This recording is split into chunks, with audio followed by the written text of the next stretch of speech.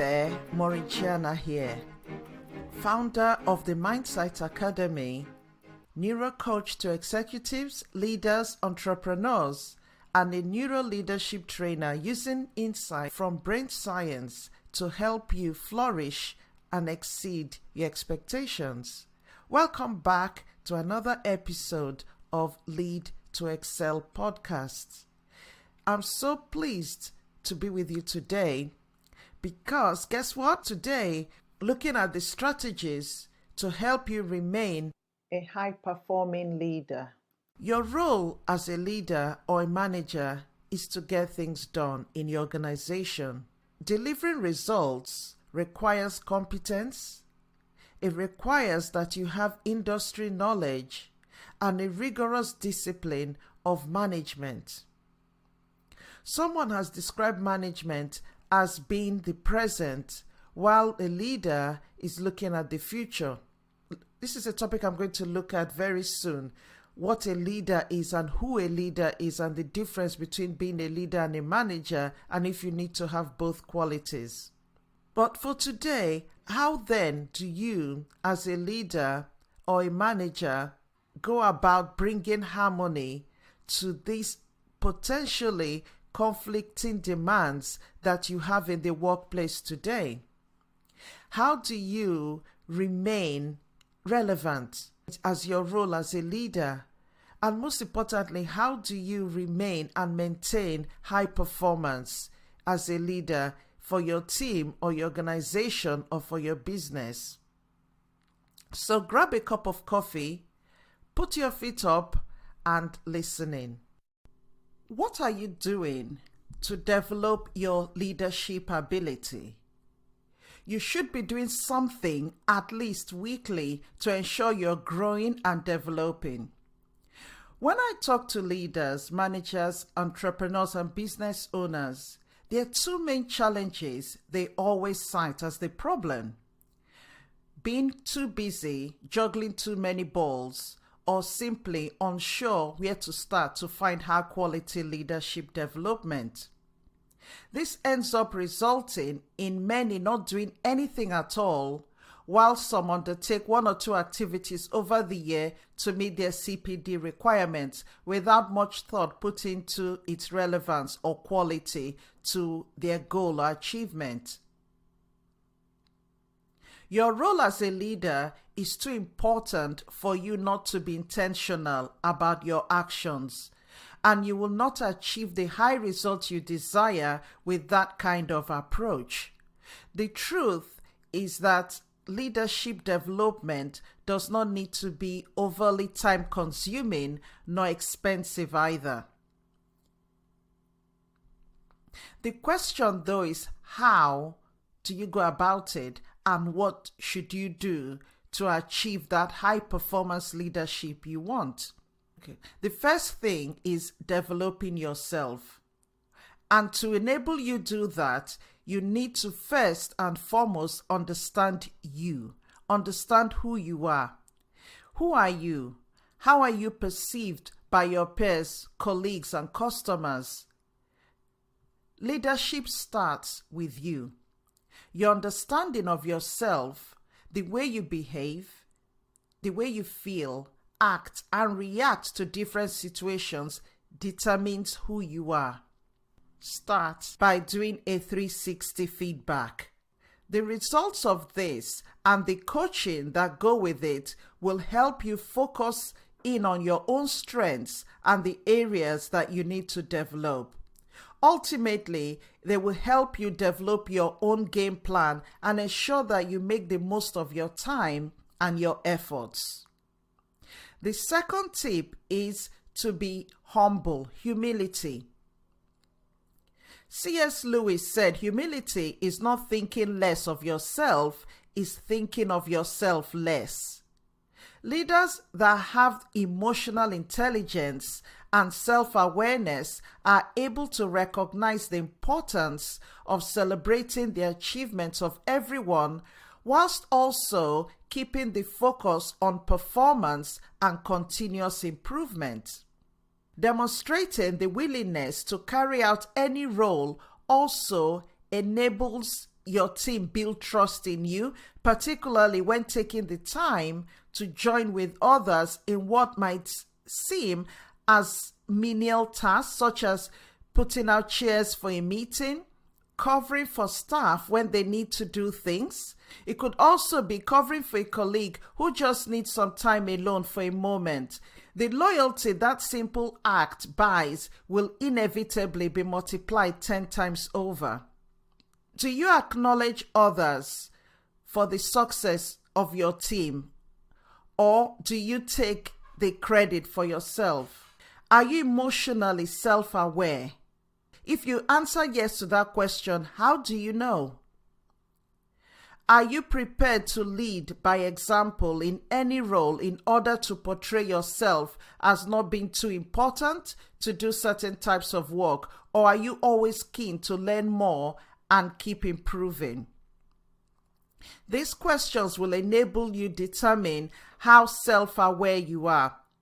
I've got a course coming out soon on emotional intelligence in leadership, and one of the key things is looking into self-awareness. So if this is something that interests you, I'll keep a link in the description for you to have a look.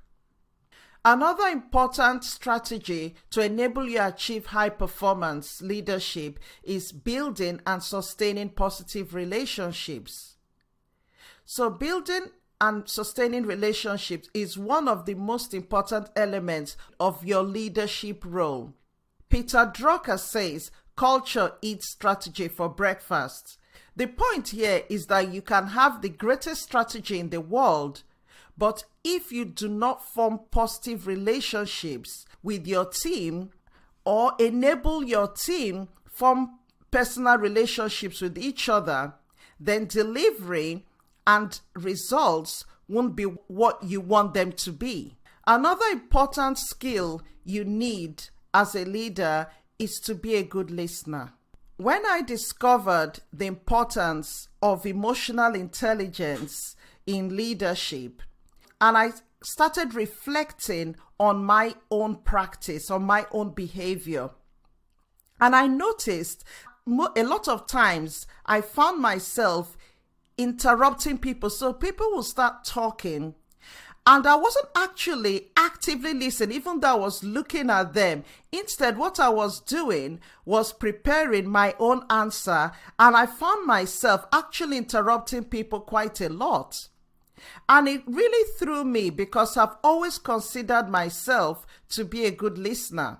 Understanding people precedes leading them, because leadership finds its source in understanding, as quoted by John Maxwell. So to be able to achieve high performance in leadership, you must have insight into the human heart. You need to learn how to care about people, and you need to be able to go beyond the results people are bringing and really care about their lives. Sensitivity towards the hopes and dreams of the people in your team is essential to enable you connect with them and motivate them. And the best way to do this is to develop your listening skills. And it's no accident that we have one mouth and two ears. When you fail to listen, what you're doing in essence is shutting off much of your learning potential, because what you're doing is just focusing on what is in your own brain and what you're giving out, as opposed to listening to what other people are saying and being able to learn from them. To be a high-performing leader, you need to be attentive to small issues. Pay attention to your intuition, and also pay close attention to what people are not actually saying. And this requires a special type of skill to do that. It requires having a good understanding of people, and it also means being secure enough in yourself to ask for people's honest opinion about situations and not getting defensive when they give it to you. So to be an effective, high-performing leader, you need to let others tell you what you need to hear, not necessarily what you want to hear. And another strategy is to be reflective. You need time to process information. In this climate, as a leader, you're facing a lot of demands on your time. And if you don't take the time to stop, reflect, and re-energize yourself, you run the risk of burnout.